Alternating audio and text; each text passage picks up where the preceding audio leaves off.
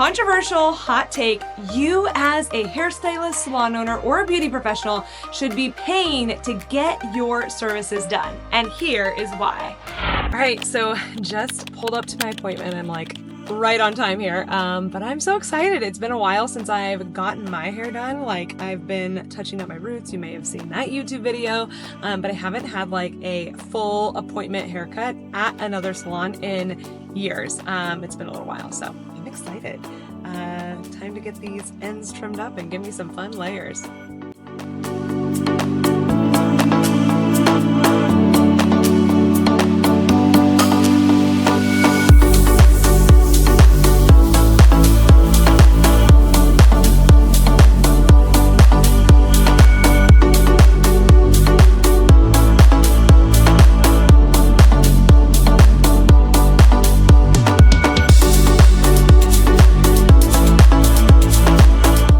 Never had this many brushes in my head. I feel like a real client. I love it.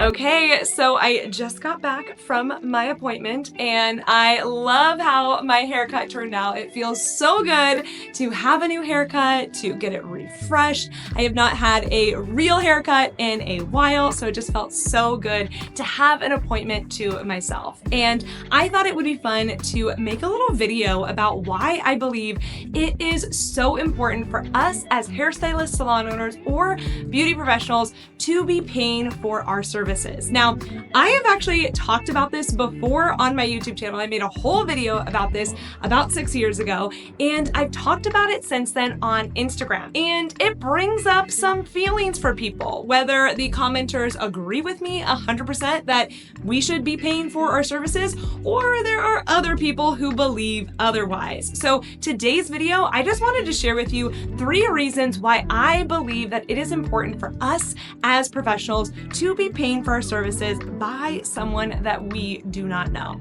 So the first reason is the client experience. So often as beauty professionals, we forget what it's like to be the client again. When was the last time that you actually went to look for a beauty professional? Whether it was on Instagram, or maybe you went to Google, or you went on Yelp, you searched through hashtags, you looked through photos. When was the last time you actually went through that process? So that's what I did with my appointment. I actually went on Instagram, I searched through some hashtags, I found someone that I liked, I went to their profile, I looked at it. I actually had to make an appointment, so I clicked the booking link. I had to go through the whole process. I set down my credit card information. All of that was so important for me to remember what it's like to be a client again, the entire booking process. Then when I arrived at the salon, what it was like to be greeted as a client, what it was like to kind of have those like pre-appointment jitters, right? Like, I actually didn't know the stylist that I was going to. I had DM'd her on Instagram, but other than that, I had never seen her work before. I didn't follow her before. I didn't know who she was. And so I was kind of going into this appointment as if I were a client going in blindly. And then when it came to the actual appointment, so often we forget what it's like to be greeted and be sat down in a chair, to have an actual consultation, to feel what it's like to get a shampoo or be draped maybe differently than what we do in our salon. There's all these little details that go into being a client that often we forget about. And one of the really cool things is when you go to a brand new salon or to a stylist that you don't know, you get to experience these details. Everything from how clean is the salon? What does the salon chair feel like? What does the cape feel like on your skin? What kind of products are they using? When we go throughout our days and we just do the same thing over and over again, we forget what it's like to be a new client or to be an existing client. And the cool thing about you going through this experience yourself, it allows you to reevaluate your client experience. Everything from how that client finds you on Instagram or Google or Yelp, all the way until they are being checked out and you are taking their photo for Instagram. Every little touch point that you have with your clients, you get to experience yourself and ask yourself, is this the client experience that I want my clients and especially new clients to have? So it really helps you just reevaluate, and it helps to remember what it feels like to be a client again. The second reason why I think it's so important to pay to get services done is for you to remember what it's like to actually pay for them. So often when we are coming up with our pricing, or we charge a client, or maybe we add on some extra part of the service that we didn't necessarily tell our clients about, we have to remember that our clients are paying us money. They are investing in themselves and investing in their hair or skin or nails or whatever service that you offer. So by being reminded what it's like to actually put your credit card down or make that money transfer, it's important for us to remember what that feels like for clients too. And I think that's why it's so important as we are beauty professionals to be transparent about what our pricing is. Maybe in your consultations, you need to do a better job about explaining what is going to go into this service and what that cost quote might entail. We also need to be clear on our websites or booking sites about what our pricing is. And again, that goes back to that client experience, but you as a beauty professional, it's good to be reminded what it feels like to invest in yourself again and what it feels like to actually have to pay for something. The third reason is to learn a new technique.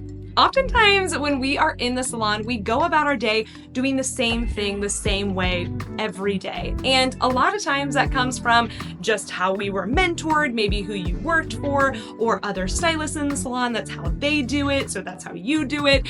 Either way, a lot of times we get in the same kind of rut of doing the same things. And so when you go to a salon or to a stylist that you don't know, you get to see how someone else does it differently than you. It could be everything from maybe the way that they massage you at the shampoo chair, or the way that they drape you with the cape, or even the way that they section in their blow dries. All of those little things are little things that you can pick up on that might enhance your experience and your services.